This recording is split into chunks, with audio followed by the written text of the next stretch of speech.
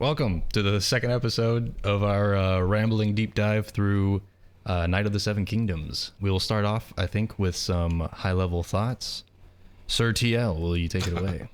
Yeah, we're just gonna, I mean, this is gonna have spoilers, but we're not gonna go line by line or anything. But this was a good world-building episode, I'll say. Not a lot happens, but I think all of the dialogue was very revealing, and it's in hindsight, since I've seen the rest of the season, there were things that I didn't pick up on the first time I watched this episode. That upon a rewatch, knowing what happens later, I was like, oh, they were peeling back the layers even then. They were revealing things that you weren't even aware of, and I really liked that. There was very minimal action at the end, not involving our lead characters, so it wasn't a jam-packed episode or anything. But it was just a really good, nice little quiet dialogue episode that really helped fill in the spaces. Yeah, I agree with that. I think this was a good episode to, we got all of the setup, like where they are in the world, kind of how Dunk is supposed to operate, how as a hedge knight. And then this episode, we get introduced to a few more characters, but we also, in being introduced to these characters, get more of Dunk's personality.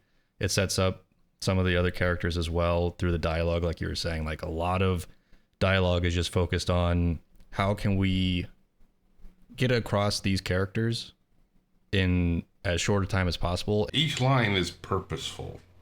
Yes. Even on the non sequiturs and the one-offs, it's like, but knowing again what happens later, it's like, oh wait, everything has a meaning, even if you don't think it does at the time. And I just absolutely am loving the relationship between Dunk and Egg. They banter back and forth like a buddy cop film. They have a great relationship. Yeah, I think we were talking about how in the first episode, the actor for Egg has a lot of really good reactions and whatnot. And I was rewatching the second episode to record this, and yeah, I was focused on Egg and just seeing how he responds to Dunk with just his like facial expressions and body language and whatever, especially later on in this episode, in talking with another character, Tanzel. It was so hysterical. That kid is wise beyond his years. He's very mature. It's amazing how seasoned he is as an actor, because that was one of the things I had in here. He has great expressions and reactions, especially when Dunk talks to Tanzel, which is what you just mentioned. And also when they're watching the tug of war, and Dunk says, "People call me stupid," and Egg is like, "Well, is there more to that? Were you done with your story?" And their back and forth was just so natural. Yeah, I totally agree. It doesn't feel like, obviously a regular squire and knight relationship, even though Dunk has that sort of like expectation of, hey, if you're good at the tourney, if you're a good squire, you can stay on, or you get a clout on the ear. You got to do these things as the squire, right? He doesn't really treat Egg like a squire. Dunk isn't really trained in the ways of like how a knight should treat his squire, because I think even with him squiring for Sir Arlen, I really doubt that he got the full squire treatment from Arlen. Right. And it's made me think too that like maybe when we get towards the end of the episodes here, but I really start to question how much of a knight Arlen was himself. True. I think we can or maybe equate in modern day terms, like knights are like police and hedge knights are like mall cops. Mall cops. They don't have all the same training or prestige. They do many of the same things, though. I think there is some truth to that, right? Like you were talking about like the training and whatnot. They are kind of for hire, kind of like security guards. You'll join different houses on different campaigns and do different things. And there's actually a line toward like in the beginning of this episode that I want to talk on, but we'll get to that in a second. That kind of goes into that theme as well. Okay. So high level though, great episode that really expounds on a bunch of new characters as well as the already established characters. I really appreciate the time that they took to flesh out Sir Arlen, because I think I was saying in the first episode, I was getting the impression that like maybe Sir Arlen's not a good guy. It's funny you should use the word flesh out Sir Arlen. Yes, he had a lot of flesh out right at the top of this episode. So I think that was probably a good segue for us to get started on kind of our walkthrough here. Okay. For any of our millions of fans who watched the first episode, I'll try not to go so line by line. Just putting that out there. Hopefully it's not another 55-minute breakdown of a 30-minute episode. Right, exactly. So we start off, yes, with Sir Arlen. This appears to be right kind of before they set out to go to this tourney that Dunk is now at. And Sir Arlen, he has a massive dong. Really? You thought it was big? I thought it was small. Yeah, it was kind of small. Yeah, it was on the smaller side, of course. No, and I was just actually watching the behind the scenes, or like the inside the episode before we started recording this. And the showrunner's justification for that was that he feels like they were taking a shit on Sir Arlen the entire episode, with him kind of being like a bumbling fool. You know, they have a montage a little bit later where he's just like singing like, hey ho, and like he sounds kind of crazy, you know. So he wanted to like kind of give him a little, he's got this serenity about him, he was saying, where, you know, you don't get that confidence from being just a bumbling fool hedge knight. So he's got to have that confidence from something. Yeah. This is the heart of his confidence. So yes, he has a massive dong. And we see actually too, he's got this gnarly wound. And yeah, you know, of course it's not covered, so that way we could see it, obviously. But I thought it was really weird that starting off here and through the montage that we see is that he's got a bandage like on his wrist, but it's not a bandage for the wound. Right. So I was like, wouldn't you put the bandage on the wound? Why?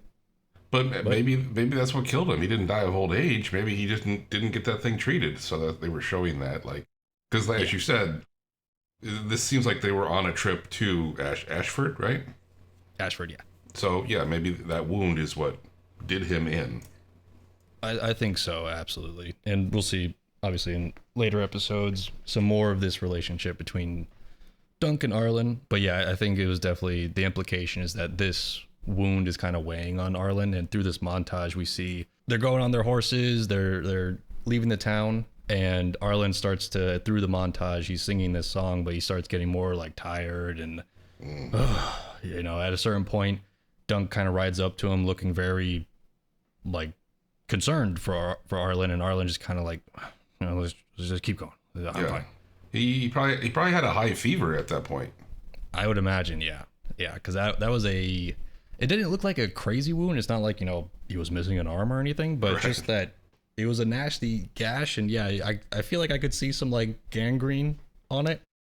So I think that's probably what definitely did him in. So, yeah. But before they set off on this montage too, I thought it was interesting that Sir Arlen, before leaving the town, gave a silver coin to one of the people at the town.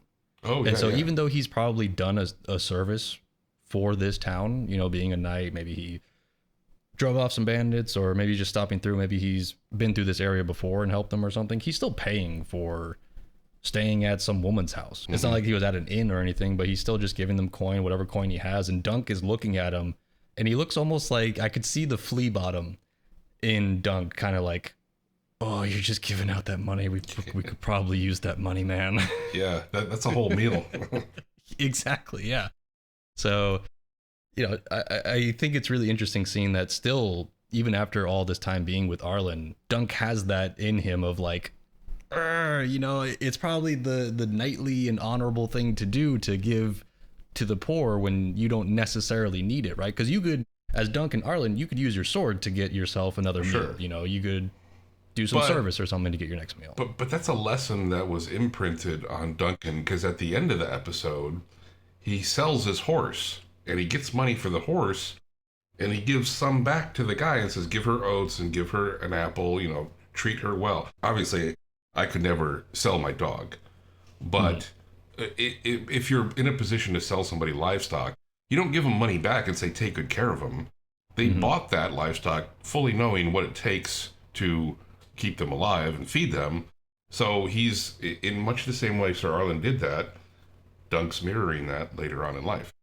Yeah, I'm glad you mentioned that, because I picked up on that as well. I didn't actually connect it to this lesson here, but yeah, that's a really good point, that he's taking that lesson to heart. You know, and that's a lesson that he's kind of being shown. I'm sure he's been shown that earlier in his life as well with Arlen, but even at that point where he's feeling conflicted with Arlen giving the coin, he still takes that to heart even just a couple days later and applies that to the horse. And now, if we were to sit down with the writers and ask them about this, they'd probably be like, "Oh, yeah, that's totally what we meant." Right. Maybe it means nothing, but I made the connection. Yeah. That's one of those things, that a writer would maybe be like, "Oh, well, we just wanted to show Dunk is a good person and cares about the horse," but not necessarily intentionally connecting it to that. Right. I wouldn't be surprised, but yeah, that is one of those things that it's a nice little like interpretation where you can get out of it more than what the writers put in. But yeah, so we have this montage, and I think over the montage too, Dunk is talking to all these different houses about Sir Arlen did this for you, he did that, and an interesting line I thought was, he's a veteran of 100 wars, but an enemy to no one. Was Sir Arlen. He didn't have any, I'm assuming, really strong political beliefs or anything like that. He just, hey, I'm a hedge knight, I gotta do what I gotta do, as long as it's honorable, I'll do it. We're fighting this, we're fighting that. We learned that he lost his nephew on what's called the Redgrass Fields, and that's part of the rebellion that we hear Egg allude to. Oh, at the end of this episode, he's like, "Die, you Blackfire rebels," or whatever. Right. That Redgrass Fields was at the end of the Blackfire Rebellion, and so Sir Arlen lost his nephew in that fight in the Redgrass Fields with, I think it was Sir House Hayford, whatever.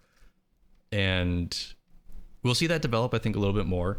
I think that gives Arlen's character a little bit more flavor in a later episode.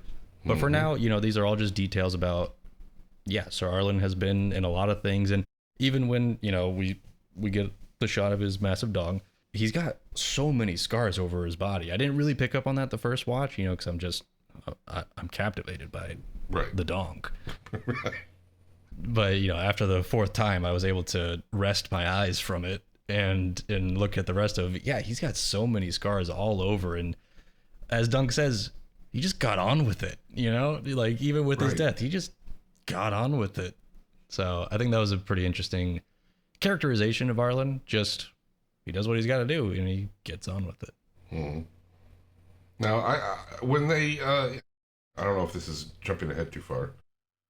When the royalty arrives and Egg hides for some reason, we don't know why, but when they're getting off their horses and they're going in to talk to the castle, where were they at Ashford? Is that like a duke or an earl who runs Ashford? So they don't really get into like the ranks like that so much. They're all just kind of called lords. Okay, so this lord is hosting Maekar and Baelor Targaryen, right? Yep. Why does Baelor have non-white hair?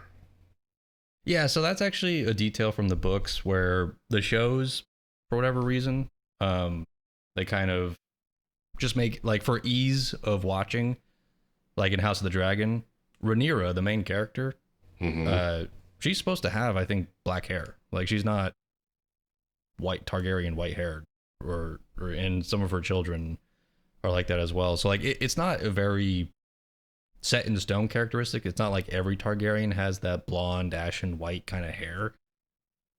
Some Targaryens do just have dark hair, and so I think that was actually nice seeing that. But I think in this show specifically, it might be to just differentiate Baelor from the Targaryens, because the Targaryens are said in the Game of Thrones main series, if you flip a coin, 50-50 chance that a Targaryen is going to be crazy, which is not true. There are more non-crazy Targaryens than crazy, but the crazy ones make up for it.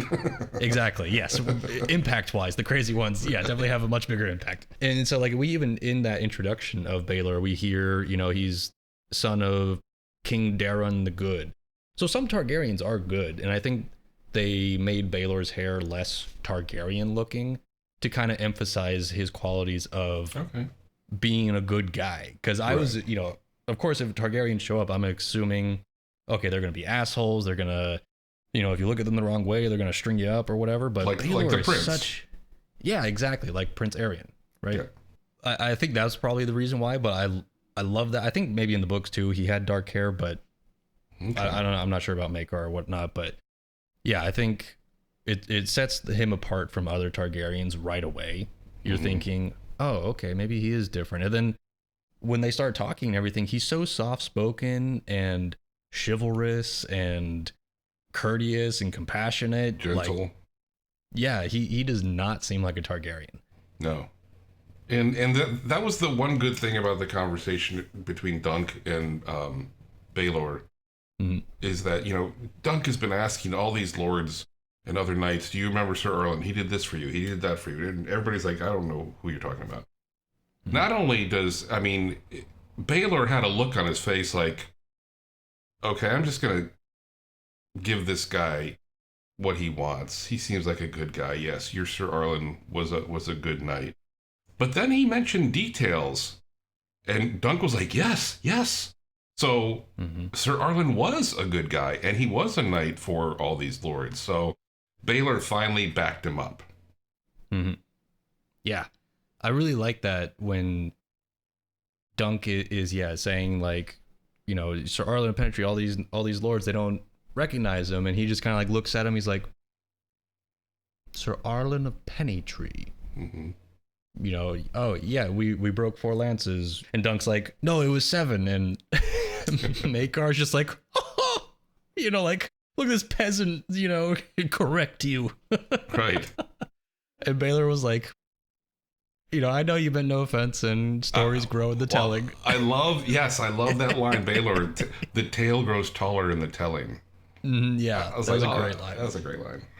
And he even reassures Dunk, like, I'm sure your master meant nothing by it. Like, right. Don't think ill of your master. He wasn't lying to you. It's just, I know how stories grow in the telling. Yeah. When I go fishing, I catch fish this big. Exactly. Yep. Exactly. So I thought that was an awesome detail. Yeah, like, not only is Baelor remembering these details and has that sharp, memory, he's also very he wants to make sure that Dunk doesn't see his master poorly or whatever because of the difference. But he does assure him, like, no, I know my shit. Okay. Right. And a funny detail I thought too was that he mentioned, like, Maekar asks him, how do you remember this hedge knight from 16 years ago? And he says, I make it my best to know all the details of my enemies. And so I was thinking, like, did he see Sir Erlen as an enemy? Because it was just a random, like, lot that they chose, and that's what put them against each other in the first tilt. But later on, or in that same conversation, he mentions that Sir Erlen even unhorsed the Grey Lion in a different tourney. Like, he knows all the details of Erlen. He was like, yes, he won this melee at King's Landing. He unhorsed Daemon Lannister, and I broke 4 lances with him. And so I was thinking, like, why would he see Erlen as his enemy? But now I'm thinking he probably sees the Lannister, obviously, as the enemy, because the Grey Lion is now the Lord of Casterly Rock, Daemon Lannister. And so I think it was more just like, I like to know that my enemy, Daemon Lannister, was unhorsed by a fucking hedge knight. and that's why he remembers it. And his memory of all things jousting kind of makes me now think of, people who are super into baseball, and they're like, oh yeah, this one player in 1972 hit a 384, whatever. I'm not into baseball. But there are guys out there who know, they have memorized every single game, even before they were born. And maybe jousting is the baseball of Westeros. Oh yeah, absolutely. I think that's definitely true. Because what other sports are there? Yeah, right. We haven't seen any. Yeah, exactly. There might be, like some peasant sport that folks play, Well, we did see tug of war this time. Yes, that was a good addition. I definitely have a few thoughts on that scene when we get to it. But yeah, so like you have some things like that, but the only thing that you would consider as like a, a championship, Super Bowl kind of, thing with stats where the knights are the players and the teams. Yeah. And yeah, they're I'm the champion of Ashford. I'm the champion of this. I'm the champion of that, whatever. So that's their outside of war. That's how you know who's good, who's good at their shit. So, when Dunk said, Sir Arlen always said that you were chivalrous, the heart of chivalry or whatever to Baelor, and Maekar is just like, ugh. Like every little detail, even those sorts of exchanges, it's not a line of dialogue, but you could tell that Maekar just does not care for any of this shit. Oh, Baelor's the special, good boy who does everything right and everything. And even when they're introduced, it's like, oh, Sir Baelor, hand of the king, this and that, whatever, and his brother, Maekar. But this show is really good at the very subtle reactions. Like during this scene, the keeper of the lists who wouldn't let Dunk on the list. Yeah. There was a couple cutaways of that guy looking at Duncan for like a response or a reaction, and he had the slightest little like he did a no and he did like a little yes. And I swear, if you blink at the wrong time, you're not going to catch that. Yeah. But absolutely. When you watch it, it's like, oh, that's so good and subtle. Mm-hmm. Even all the little characters, all the little parts in this show are done so masterfully. Like all the actors are on it, It's so good. I love all those little interactions. And we get a little glimpse of the King's Guard before this scene. We get to meet some of them. One of the interesting things was, I forget which one, but one of them is the son of a crabber, and he's a King's Guard. So Dunk starts getting the impression like, oh, you're the son of a crabber. I mean, if a son of a crabber can make it to the King's Guard, I could probably do it. And he asks him, how did you get to be, a King's Guard as the son of a crabber? And he just says, same way we became crabbers, and wanders off. And I'm thinking like, okay, I'm really good at crabbing. And so, he took that to heart and became really good at being a knight because of his discipline, his family's discipline of being crabbers. But we'll get to that a little bit later on. Right. That comes back in this episode. Yeah, we'll get back to that a little bit. So, but that's just implanting into Dunk, like, I can really make something of myself here. I can be a real knight to some of these households if I can prove myself in this thing. So I gotta do it. And that's what kind of like prompts him into going into the castle just to find the princes. I was like, what is Dunk doing? He's just wandering into this castle behind a serving lady. Like, as Dunk, who's meek, and like even when he says like, I am Sir Duncan the Tall, you can see he's still slouched over. Oh yeah. Like he's not owning into that reputation. So I was very surprised that he would just wander into the castle like it's like wandering into the White House. You just don't do that. Hey, Mr. President, I want to be on your Secret Service. Oh, sorry, I was standing over here. You saw me. Yeah, that was funny. Why are you there? Why are you spying on us? Like, I thought that was great. And so yeah, just a lot of great dialogue building on all these characters, even subtly. Perfect. I love it. I love the relationship between Baelor and Maekar, and we even learn a little bit about Maekar's sons, Daron and Aegon. They aren't where they're supposed to be. Daron is supposed to have entered the lists here at this tourney. Baelor says, probably shouldn't have done that. So like there's contention between Maekar and his sons. He thinks that they should be more than they are. And Arian, the one who's a kind of a dick to Dunk, calling him a serving boy, like, oh, you're not clever enough to be a stable boy? Well, then find me a wench and stuff. So just insulting him, says knighthood has fallen on sad times indeed when Duncan says he's a knight. So that kid is the one who's living up to Maekar's image the best, which sucks. But yeah, we'll learn more about the missing sons in a little bit. They do have an encounter with Baelor told Duncan that you have to have your own sigil. You can't. Yeah. If you're not the son of Arlen, you don't get his devices, as he said. Yeah.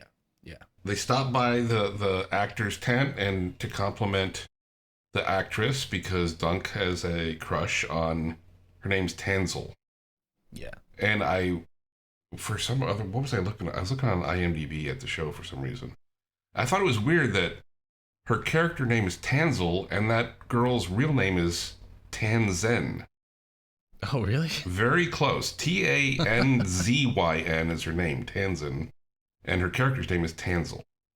That's funny. Yeah, very close. Very weird. Huh. That's fortunate casting. Yeah, right.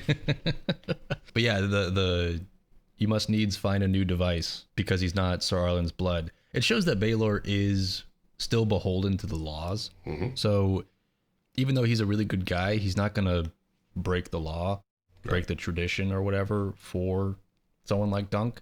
So yeah, we head on out, and I think what's funny too is that after this conversation with the Targaryens, and Dunk goes to see Tanzel to get a new device on his shield, the first line we cut is to Tanzel saying, "You are no knight," which I thought was really like pretty funny, because the play that they're doing is Florian the Fool or whatever. He's a fool who poses as a knight or something. I forget exactly, but so she's a character who's calling out Florian the Fool for not being a knight. But of course, you know, it's pretty pointed towards Dunk, obviously in a meta way. Yeah. So, but Dunk and Egg are just eating up this play. They're loving it. And after the play, Dunk has a conversation with Tanzel, and yeah, Egg in this whole exchange is just like, "Do you not know how to talk to a woman? Holy shit, Dunk." And as a young boy, just his expressions and reactions, just so spot on. Yeah, when Dunk, he says, "Oh, I'm Sir Duncan the Tall," and Tanzel finds that funny because she's like, "Oh, the boys used to call me Tanzel Too Tall," and he's like, "Oh, you're not too tall, you're just perfect for," and Egg is like, "Yeah, the fuck are you about to say, dude? Where are you going with this?" And Dunk has to follow his lead, so it's kind of like Egg is the older brother in this instance, trying to teach this Dunk the Lunk how to talk to women. It's so funny. It's weird. It's almost as if Egg has a very good upbringing, or weird. Yeah, I think we said in the first episode, you know, not your standard stable boy. Nope. But yeah, that was just a fantastic interaction, and they finally get Tanzel to agree on painting his shield. Dunk almost leaves with his shield, and she's like, right. You need to leave that with me. Like, he's just completely flustered and taken off guard, and Egg is just fed up with it, like, dude, you suck at this. and so even after that, they continue, Egg and Dunk, you know, they go get some beer or whatever. The conversation continues with Egg kind of opening up about like, oh, he's too puny even for his own age. Everyone says he's too puny. And Dunk says, well, you know, people used to call me stupid. And Egg is just like, and? Right. Dunk is like, and what? That whole exchange was money. It was awesome. The way the Dunk is just like, that's my own problem, man. Like, I'm not gonna open up to you, even though Egg just helped him with talking to a woman. You know, obviously Egg is like, he wants help. He sees this as a sort of, you know, brotherly kind of bond or whatever, where you're the knight, I'm your squire, you're supposed to teach me the ways of the world. So like, what did you do with your insecurity about being stupid? What did you do? And he's just like, that's no problem. Like, that's my own problem, man. I'm not gonna talk to you about that. Yeah, so they have that little exchange, and then Lionel Baratheon recruits Dunk and Egg for the tug of war, which was a fun little moment. Lionel leaves in the middle of the tug of war, and I think Lionel, like, the first time he left, I was just thinking, okay, he's just being Lionel, he's just doing a quirky thing, leaving the tug of war to get a beer. But he goes back to get a beer and then tells Dunk, like, you're looking good, and smacks him on the ass. And then I don't think he really cared about getting the drink. I think he just wanted to check out Dunk, and, you know, hey, he's a big, strong man holding the back of the tug of war. I want to get a look at his muscles and how he looks when he's flexing and doing something, and then smack him on the ass. And put Lionel in every episode. I think he's a great character. Absolutely. I love Lionel. And so they win the tug of war. Great moment. Well, because of Egg. Right, exactly. Yes, of course. Putting his legs up on the rope too.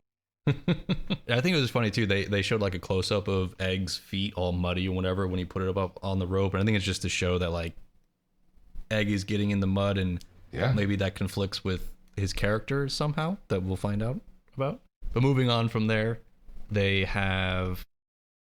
Oh yeah, this is where Dunk and Egg again just having a conversation right before the first tilt of the tourney at night. Oh yeah. They're talking about Dunk is saying, hey, I could enter the employ of a lord. Maybe I could even be employed by the Targaryens. And Egg is like, you think the House of the Dragon is employing fucking hedge knights, dude? And that's when, Dunk is saying, well, Sir whoever, the crabber, he was the son of a crabber and he's a Kingsguard. And he's like, dude, his family owns half the crabbing fleets in Westeros. Which I think, obviously, recolors what he said to, what the crabber said to Dunk as, like, it's not because we were so good at crabbing and I took that discipline to heart. I think he's just, we paid the Targaryen, we got money, and so they want our influence and our money, so they put me on the Kingsguard to kind of have that buy-in, right?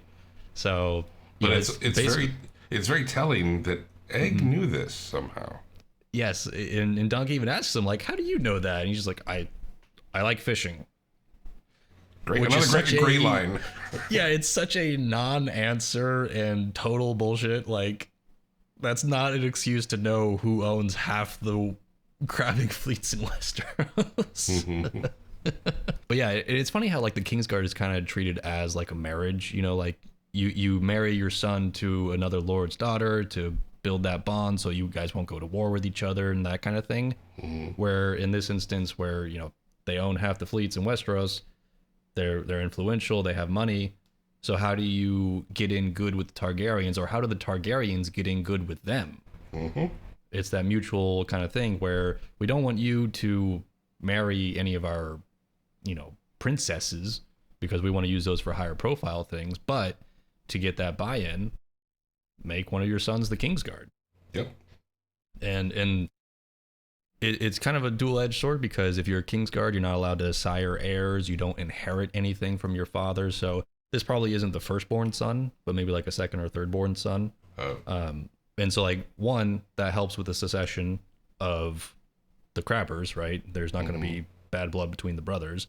But, Targaryens and the crabbers now have a bit more connection where you're probably not going to revolt and have to kill your own son because he's guarding the king if you revolted against the king. So right. It's a very interesting kind of dynamic there. And now we move on to the last scene, well, second to last scene, I suppose, where we have the opening tilt of the tourney at night, where we have all the biggest, baddest lords kind of showing off for the peasants. And one of the lords, he eats the head off of a fish, and that was a real fish. So in the shooting, they were going to use a fake fish. I think in one of the behind the scenes, they even show the kind of like model that they had, and the actor was like, no, we're going to do the real one.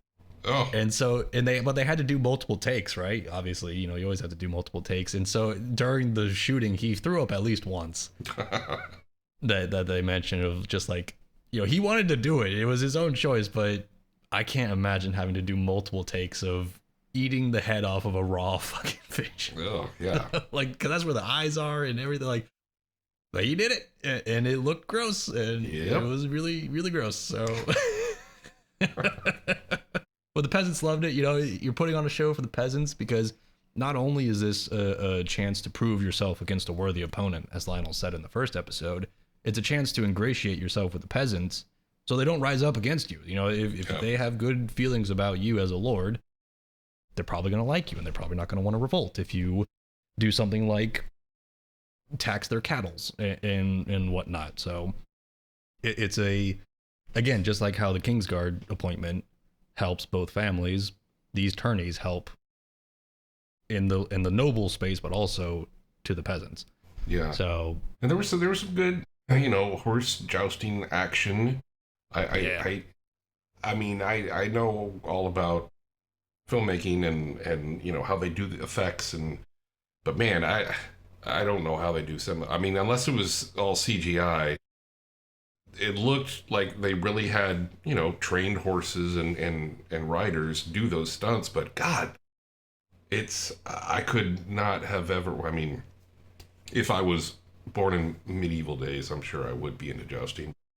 Watching it and thinking if that was real, oh God, I could never it's so brutal and horrific. Jousting Yeah. and sword fighting and the horses dying. Poor horsies. Yeah. Yeah. It it was crazy. Like just from the meta level, right? Like you were saying with the shooting, some of the stunts that were happening on the screen, it looks real. Oh, yeah. I am under the impression that it was real because I don't know how you could get CGI looking that good. It was shot at night, so the darkness kind of helps cover it up if it was CGI.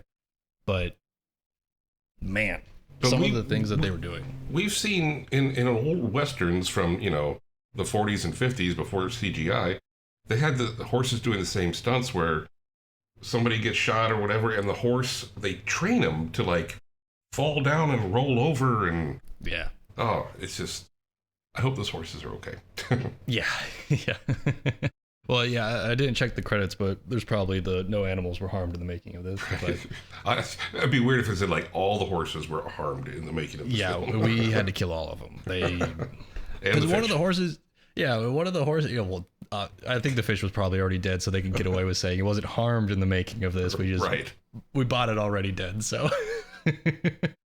But yeah, one of the horses like flips over and obviously is dead because if it was still alive, it would have snapped its neck. So like, Right. even if it wasn't killed by like any sort of impact, it would have died from rolling over, front flipping.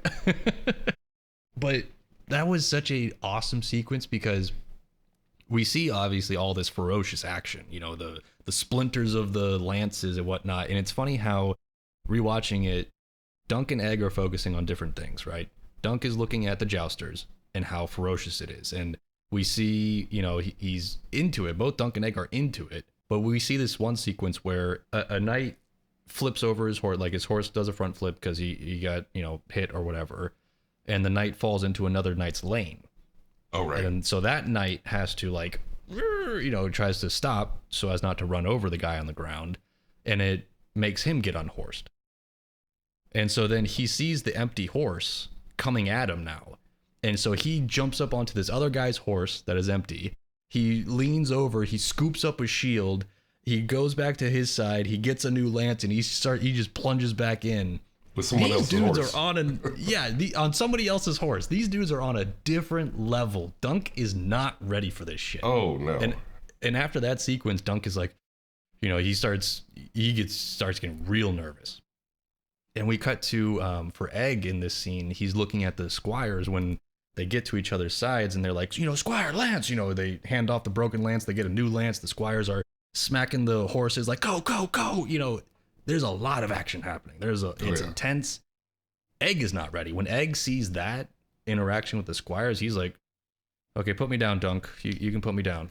Like, so they are both focusing on the two different aspects of the joust and feeling, oh, I am not ready for this. Wholly inadequate.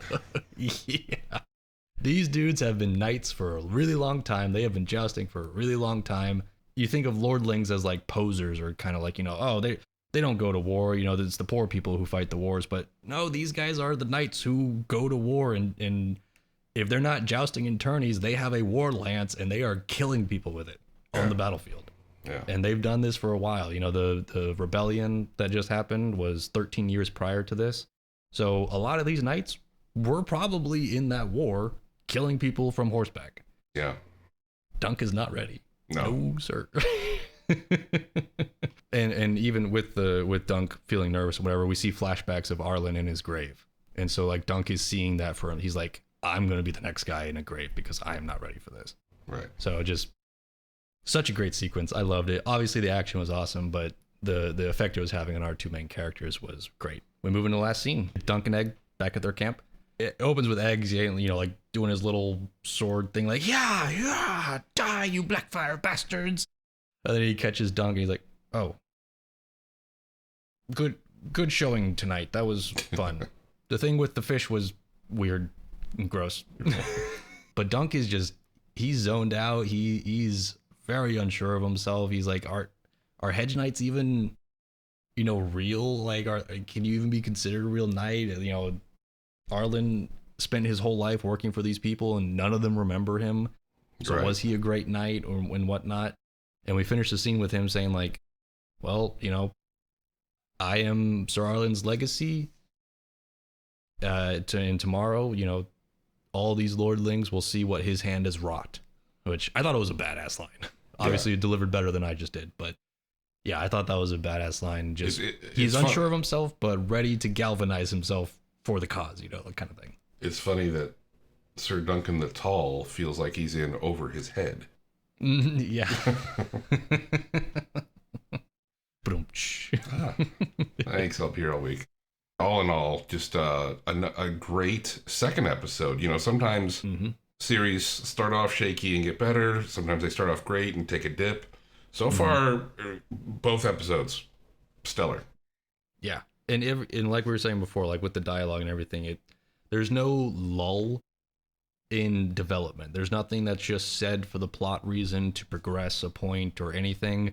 Everything is purposeful and builds on either a character or the setting or a relationship.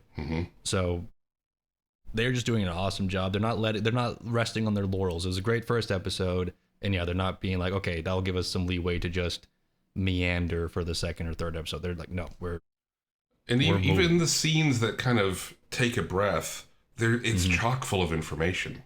The dialogue is so good. Yes. Oh yeah. Just expertly crafted TV show. And yeah, I like the second episode better than the first one. I think I could say that about every episode. I like this episode better than the previous one. Okay. Which is a rare thing to do.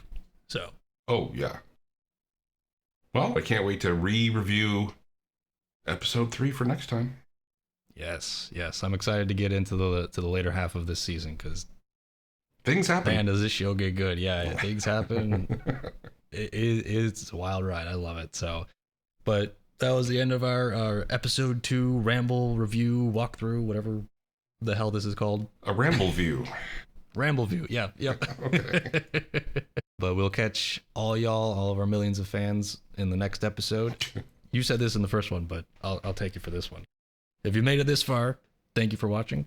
I hope to see you in the next episode. And I don't have anything. I was trying to think of a line that had to do with Game of Thrones, but I don't.